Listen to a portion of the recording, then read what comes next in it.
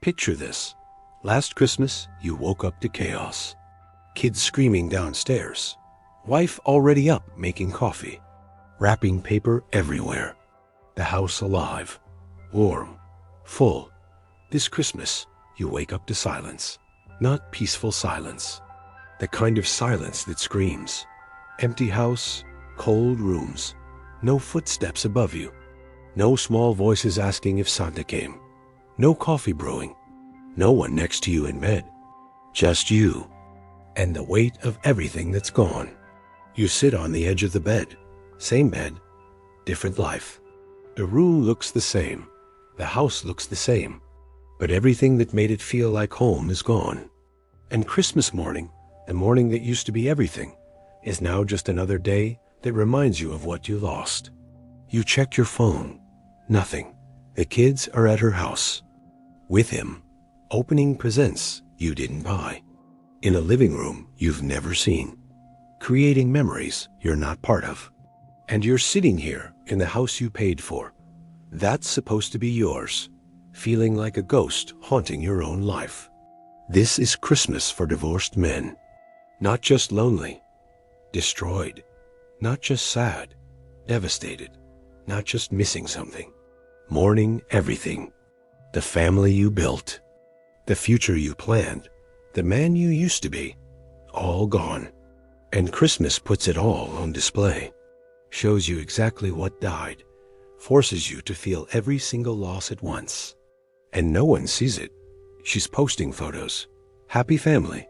New boyfriend. Your kids. Her smile. Merry Christmas from our home. Our home. Like you never existed. Like the 15 years you gave don't matter.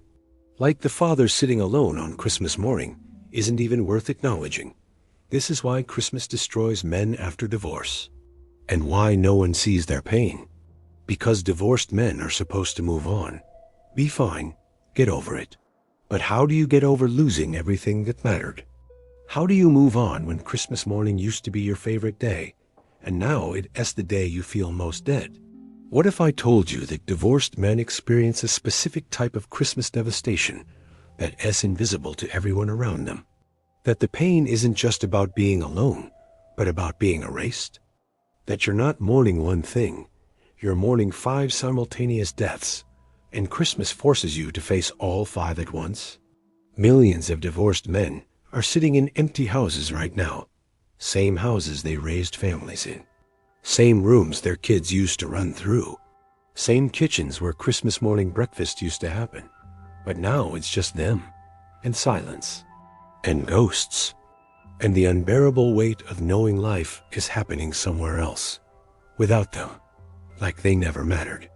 I've watched this devastation destroy men across more time than you can imagine.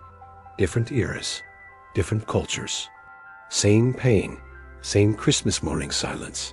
Same invisible suffering. Today I'm going to show you exactly why Christmas destroys divorced men in ways no one sees. Using 5 layers of loss that make the pain undeniable, and why this Christmas morning you're not weak for breaking. You're human for surviving. But understand this. What you're about to hear will make every divorced man feel seen for the first time. This is Zeus witnessing centuries of invisible male suffering. Pay very close attention. Here's what mortals don't understand about divorced men at Christmas. Everyone sees the divorced woman. Poor thing. Alone on Christmas. Single mom. Kids with dad. Everyone checks on her. Invites her places. Makes sure she's not alone. Acknowledges her pain. No one checks on him. No one invites him. No one acknowledges his pain.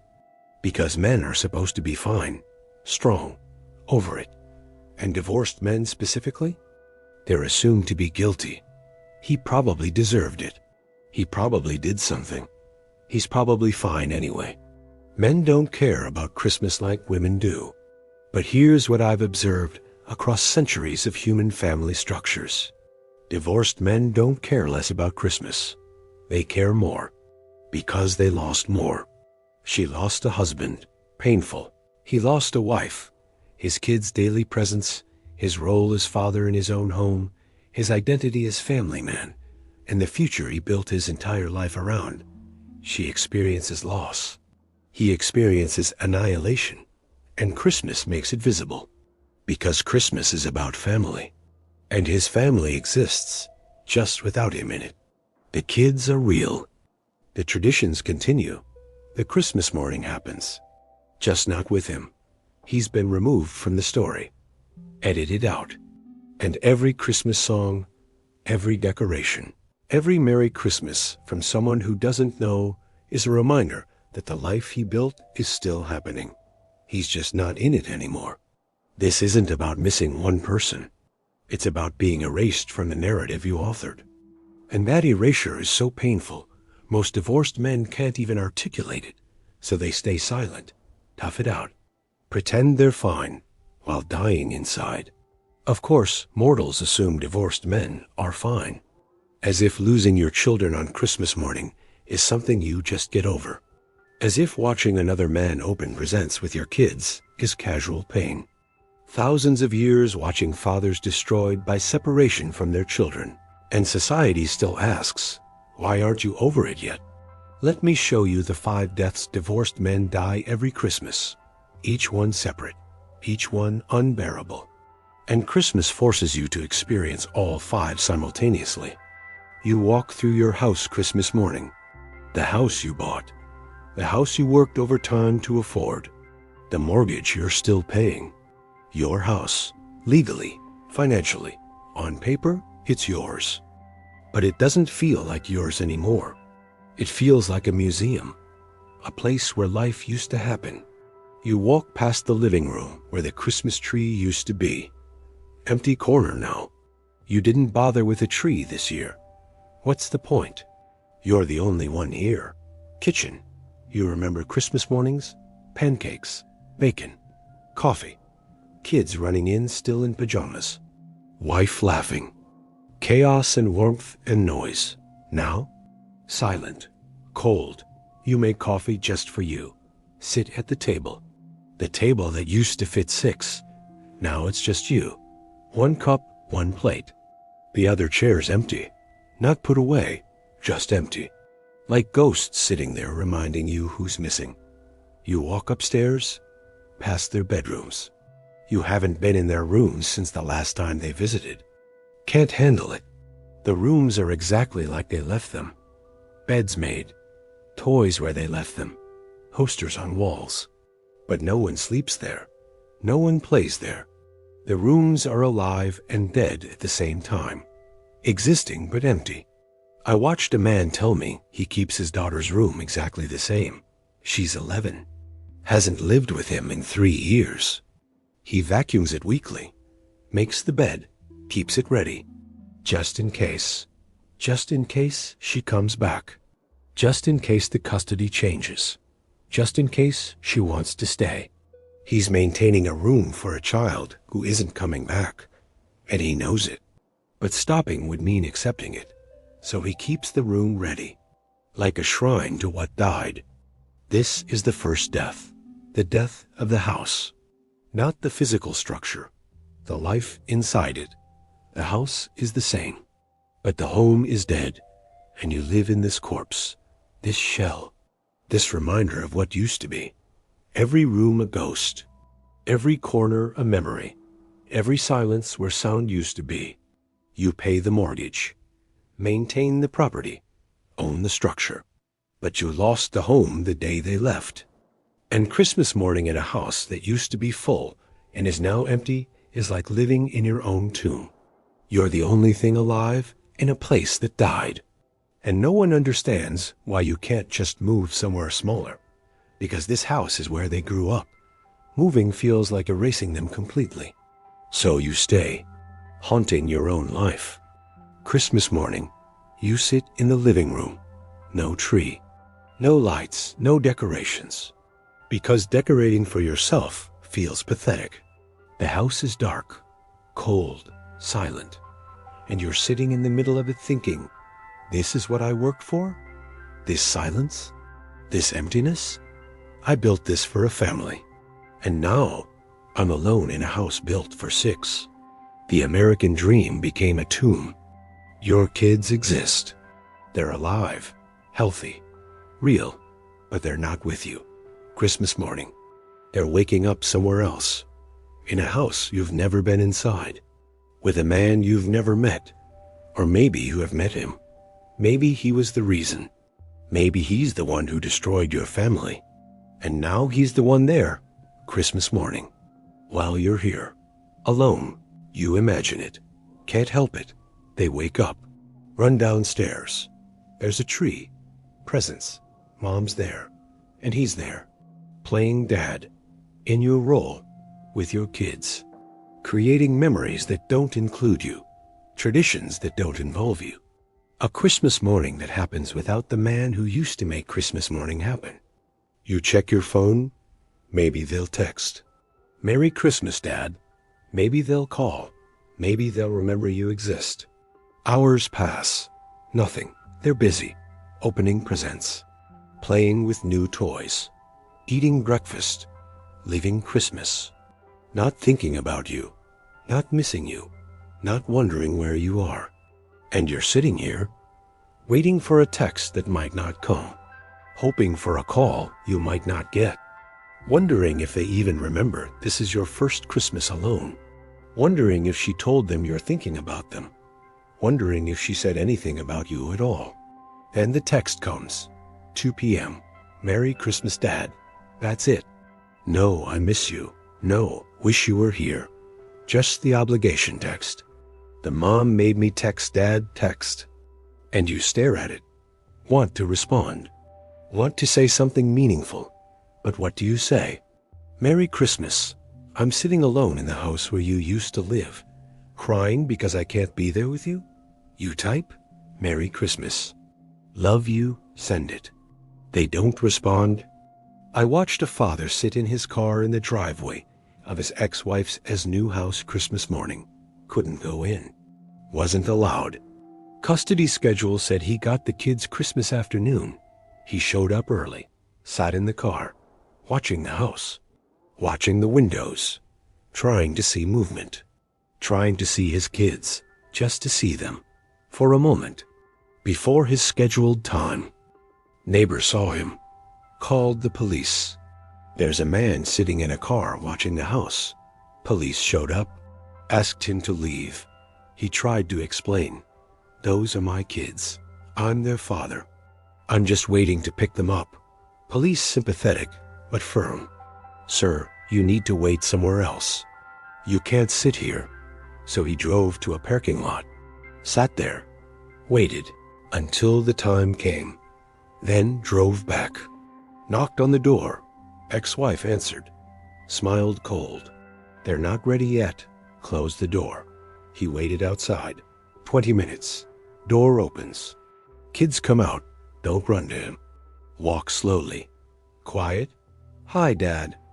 Hi. Awkward. Stiff. Like strangers. This is the second death. The death of fatherhood. Not biological. Functional. You're still their father genetically. But functionally? You're the weekend visitor. The obligation. The mom said we have to spend time with Dad. You went from the man they ran to when they got hurt to the man they see when legally required. And Christmas makes it unbearable. Because Christmas is about children, about their joy, their excitement, their wonder. And you're not there for it. You're not the one they ran to this morning. You're not the one who saw their faces light up. You're not the one in the photos. You're the ghost, the erased parent, the father who exists but doesn't matter. People say, at least you get to see them. Do you know what that phrase does to a divorced father? At least, as if seeing your children on a schedule determined by a court is something to be grateful for. As if not living with them daily is acceptable as long as you get to see them. As if Christmas afternoon is an adequate replacement for Christmas morning. You don't get to see them. You lost them. And you get brief, scheduled, supervised access to what used to be yours. And Christmas highlights the loss. Shows you exactly what you don't have anymore. Your kids exist. Your role doesn't. You scroll Instagram Christmas morning. Mistake. You know it's a mistake. But you can't help it. need to see, need to know. Is she posting? There it is. Christmas morning photo. Perfect tree. Presents everywhere. Kids smiling. And him, new boyfriend. New husband. Whatever he is, he's there. In the photo? With your kids. With your ex-wife. Merry Christmas from our family. Our family. Those words cut. Because they were your family. You built that family. You were there when the kids were born. You were there for every Christmas before this one. You were the one who put the bike together Christmas Eve at 2 a.m. You were the one who played Santa. You were the one. Now you're no one. Replaced. Edited out. And social media makes sure you see it. Make sure you know. Make sure you understand your replacement is complete. He's not temporary. He's not a boyfriend. He's in the Christmas photo. With your kids. In your role. Living your life. Comments below. Beautiful family. You guys look so happy. Merry Christmas to you all. Strangers congratulating them. Celebrating them. Validating the family that wouldn't exist if yours hadn't died. And you're reading it. Sitting alone. Feeling every comment like a knife. You look at old photos on your phone. Last Christmas you were together. The final one. You didn't know it at the last one. Didn't know 3 months later she'd ask for divorce. Didn't know the Christmas photo would be the final record of your family intact. Everyone smiling. Kids happy. Wife pretending. You had no idea. Thought everything was fine. Thought you had more time. I watched a man keep every family photo. Thousands. On his phone, on his computer. Backed up on hard drives. Couldn't delete them. Those photos are proof. Proof it was real. Proof you were loved once. Proof you mattered. Deleting them would be admitting it's over. Admitting the past is dead. Admitting you're no longer that man, that father, that husband. So you keep them. Torture yourself with them. Scroll through them late Christmas night. You and her. Happy. Or performing happy. You can't tell anymore. Were you ever really happy? Or was she planning exit even then? Were the kids ever yours? Or were you always just temporary? The questions destroy you. This is the third death. The death of your past. Everything you remember is now suspect. Was any of it real? Did she ever love you? Were you a good father? Or were you always inadequate? Always failing? Always headed toward this moment alone on Christmas morning, scrolling through photos of a life that doesn't exist anymore. The past isn't even safe. Can't retreat there. Can't find comfort in memories. Because every memory is now contaminated. Every happy moment now has an expiration date visible. Every smile now looks fake. Every "I love you" now sounds like a lie. The past you thought was secure is gone. Rewritten. Destroyed retroactively. And Christmas is the worst day for this. Because Christmas is about tradition. About history. About remember when. But you can't remember when. Because remembering hurts. Because the Christmas mornings you remember don't exist anymore. The family you remember is gone. The man you were is dead. And the past is no longer yours. She took the present. And somehow took the past too. You had plans. Not just Christmas plans. Life plans. Kids growing up. Graduations. Weddings. Grandchildren. You were going to be there.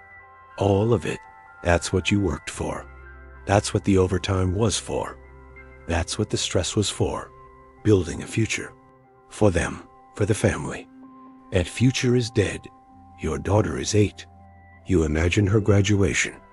10 years from now, you'll be there. In the audience. But will you sit with her mother? Or will you sit alone? Rows away? Separated? Will he be there? Sitting where you should sit? Walking her down the aisle at her wedding? Your daughter? Your little girl? And another man in the father role? You imagine Christmas 20 years from now. Your kids are adults. Have families. Where do they go Christmas morning? To Mom's. To his house? Do you get Christmas afternoon? Again? Still? Do you become the obligatory stop? We have to visit Dad for an hour before we do the real Christmas? Will your grandchildren even know you? Will they call him Grandpa? Will they have memories with him while you're the stranger they see occasionally? The grandfather they have to be prompted to hug? I watched a man realize his entire future disappeared overnight. He's 42, divorced 2 years. Kids are 10 and 7. He did the math. By the time he's 60, his kids will be 28 and 25, probably married, probably have kids, and he'll have spent most of their adult lives as the separated parent, the one they see out of obligation, not the one they choose to be with. He told me, I lost the first 10 years of fatherhood to building a career to support the family. I'm losing the next 10 to divorce. By the time they're grown, I'll have missed their entire childhood. What did I work for? I sacrificed everything to build a future that doesn't exist. This is the fourth death, the death of the future. Not just this Christmas, every Christmas. Not just now, forever. The life you planned is gone. The milestones you were going to be there for will happen without you, or with you as a guest, not as family, as the biological father who's invited, but not essential. Christmas morning used to be the beginning, the kickoff to a day full of family. Now, it's a reminder that family days don't exist anymore. Every future Christmas will be like this. Every future holiday will have this hole. Every birthday, graduation, achievement, you'll be there, but not really. Present, but not part of it. And no one understands why you can't just move on. You'll meet someone else. You'll have more Christmases. You'll build a new life. But you don't want a new life. You want the life you had, the family you built, the future you planned. You do and want to start over at 45, with someone else's kids calling you by your first name, while your biological kids call another man Dad. Christmas morning, sitting alone, realizing this is it. This is your life now. This emptiness, this silence, this grief. Every year, forever, until you die. You'll never have Christmas morning with your kids in your house again. Never wake up to their noise. Never make them breakfast. Never watch them open presents you bought in your own living room. That's gone, and it's never coming back. The future died, and you're living in a present that's just preparing you for more loss, more distance, more erasure, more Christmases alone while life happens somewhere else. You look in the mirror Christmas morning. Who is this man? You don't recognize him. He looks like you, but he's not you. The you that built a family? Dead. The you that was a husband? Dead. The you that was a full-time father? Dead. The you that had a future? Dead. This person looking back is a ghost, a shell, the walking corpse of the man you used to be. You go through motions. You exist, but you don't live. You're not alive. You're post-alive, functioning but dead inside. People at work ask, "How was your Christmas?" You lie. Fine, quiet, relaxing, relaxing. As if sitting alone in an empty house, crying into your coffee is relaxing. As if mourning your dead family is a vacation. But you can't tell the truth, because the truth makes people uncomfortable. Actually, I spent Christmas morning alone wondering why I'm still alive when everything I lived for is gone. That's not acceptable. So you lie. It was good. Thanks for asking. No one knows. No one sees. You perform normal, functional, fine. At work, you're fine. Around family, you're fine. With friends, you're fine. But alone? Christmas morning alone? You're obliterated, destroyed, on the edge of not making it. And the gap between who you pretend to be and who you actually are is so wide you don't even know which one is real anymore. I watched a man sit on his couch Christmas night. House dark, no tree, no lights, gun on the coffee table. Not because he was going to use it, but because knowing he could was the only comfort he had. Knowing the pain could end if it became unbearable. That option, that exit, was the only thing keeping him going. Because at least there was an end if he needed it. He didn't use it. He's still alive, but barely. And every Christmas is the same. The day he has to survive. The day that tests whether he can make it another year. And society expects him to be fine. It's been 3 years. You should be over it by now. Over it? Over losing your children? Over losing your family? Over losing your entire identity? How do you get over that? This is the 5th death. The death of yourself. Not physical death. Something worse. The death of who you were while your body keeps living. You're alive but empty. Breathing but not living. Existing but not mattering. You lost the war but survived the battle. And now you're stuck in this aftermath. This permanent grief. This unending mourning for everything that died. And Christmas is the day it all surfaces. The day you can't avoid it. Can't distract from it. Can't pretend you're fine. Because Christmas forces you to confront what you lost. Forces you to feel what you avoid feeling every other day. Forces you to face the reality that you're a dead man walking. That the life you built is over. That the man you were doesn't exist. That this ghost is all that's left. People say, time heals. Does it? It's been 3 years for some of you. 5 for others. 10. And Christmas still destroys you. Every single year, the wound doesn't heal. It scabs over. Then Christmas rips the scab off. And you bleed fresh. Every December. Every year. Every Christmas morning you wake up and realize, I'm still here. And they're still gone. And the pain hasn't lessened. It's just become familiar. In all my time observing human suffering, divorced fathers at Christmas are among the most invisible pain I've witnessed. Society mourns dead fathers. Society acknowledges widows. Society sympathizes with single mothers. But divorced fathers? They're ghosts, forgotten, blamed, assumed to be fine, expected to move on, judged if they're not over it. I've watched centuries of fathers destroyed by separation from their children. Ancient fathers whose sons were sent to war and never returned. Medieval fathers whose daughters died in childbirth. Modern fathers whose children are alive but gone. Different eras, different circumstances. Same pain, same invisible suffering. Same social expectation to be strong, be silent, be fine. But here's what mortals don't see. The fathers sitting alone Christmas morning aren't fine. They're surviving, barely, day by day, moment by moment. Christmas morning is just the worst day of the year.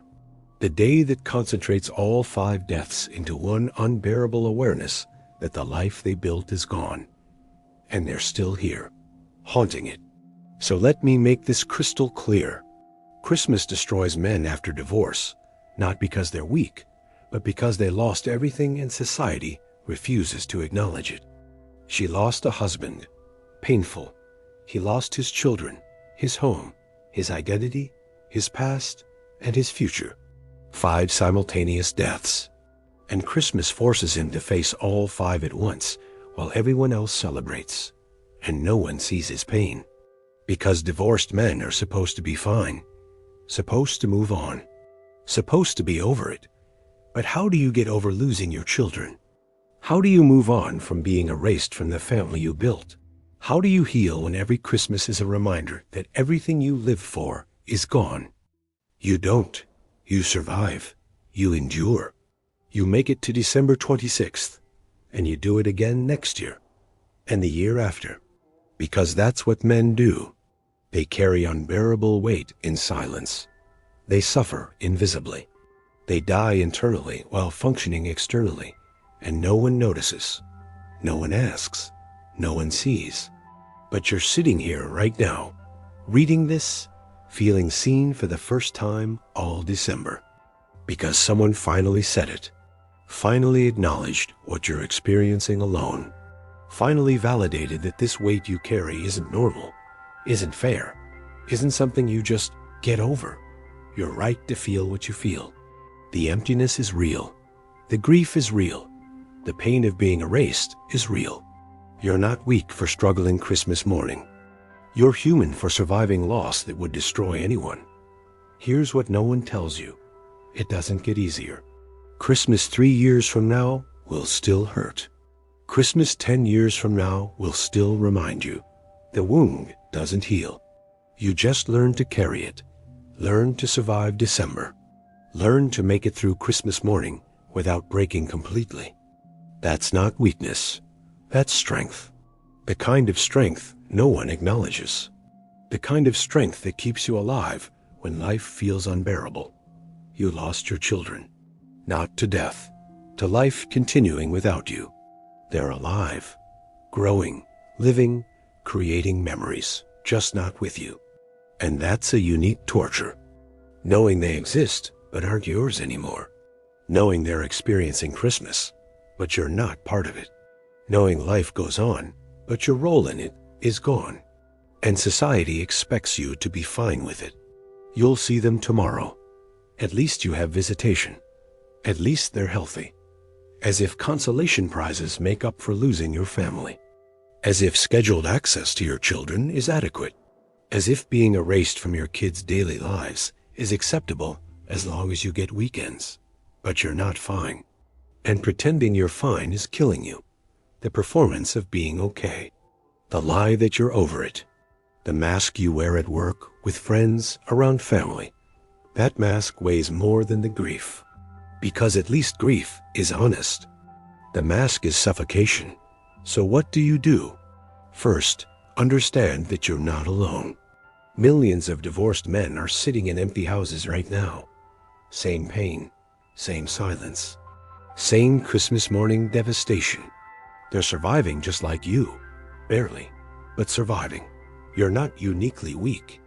You're experiencing a universal invisible male suffering. Then recognize that survival is the goal, not happiness. Not healing, not moving on, just surviving. Making it through today, through Christmas morning, through this week. That's enough. You don't need to be okay. You don't need to be strong. You just need to still be here tomorrow. That's the only goal that matters. And finally, accept that the pain is real. The loss is real. The grief is legitimate. You're not overreacting. You're not being dramatic. You're not weak. You lost everything that mattered, and Christmas makes it visible. Shows you exactly what died. Forces you to face it. That's unbearable. And you're not supposed to just be fine with it. Here's the truth they don't want you to hear. Your pain is valid. Your grief is legitimate. Your suffering matters, even though no one acknowledges it. Even though society expects you to be over it. Even though you're supposed to be fine. You're not fine, and that's okay. Being destroyed by losing your children isn't weakness. It's proof you were a real father, that you loved them, that they mattered, that losing them broke something in you that doesn't just heal. This is what I've observed across thousands of years. Fathers destroyed by separation from their children. Same pain, same invisible suffering, different times. Same Christmas morning devastation. You're not alone in this. You're experiencing something millions of men experience. Something society refuses to see, but it's real. It's happening, and it matters. You're not the villain in your divorce. You're not the deadbeat. You're not the absent father. You're the father sitting alone Christmas morning, crying because you can't be with your kids. That's not absence. That's forced removal. That's erasure. That's being edited out of the life you built. And the pain of that is unbearable. But you're bearing it. You're here. You survived this Christmas morning. You made it. That's not nothing. That's everything. Because surviving unbearable loss while society tells you to be fine is the hardest thing a man can do. And you're doing it. Day by day. Christmas by Christmas. Year by year. You're not weak. You're wounded, and wounds this deep don't heal. They just become part of you. Scars you carry, pain you learn to live with, grief that becomes familiar. And every Christmas will tear the wound open again, but you'll survive it. Like you survived this one, like you'll survive the next one. This Christmas destroyed you, but you're still here, still reading, still fighting to make it through. That's not weakness. That's strength most people will never understand. The strength to stay alive when life feels unbearable. The strength to keep going when everything you lived for is gone. The strength to survive another Christmas morning alone. You're not alone in this. Even though you're physically alone. Even though no one's checking on you. Even though society expects you to be fine. You're not alone. Millions of men are feeling exactly what you're feeling. Surviving exactly what you're surviving. Enduring the same invisible suffering. You're part of something bigger. Something no one talks about, but it's real. And you're not crazy for feeling destroyed. You're human for grieving what you lost. I see you. Sitting alone Christmas morning. In the house where your kids used to live. Carrying weight no one acknowledges. Surviving pain no one validates. You matter. Your pain matters. Your suffering is real. And you're not weak for feeling it. You're strong for surviving it. This is your Christmas. Empty, silent, devastating. But you're still here. And that means something. It means you haven't given up. It means you're fighting. It means you're surviving. And survival, when everything is gone, is the ultimate strength. I'll be watching.